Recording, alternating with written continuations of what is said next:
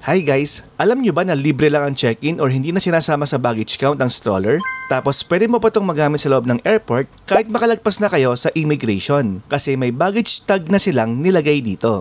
Then pag boarding na, dun na lang ulit nila kukunin ang stroller. Pagdating nyo sa destination, sa pag-claim ng mga baggage, sabay nyo na siya makukuha kasama ng iba nyo pang mga luggage.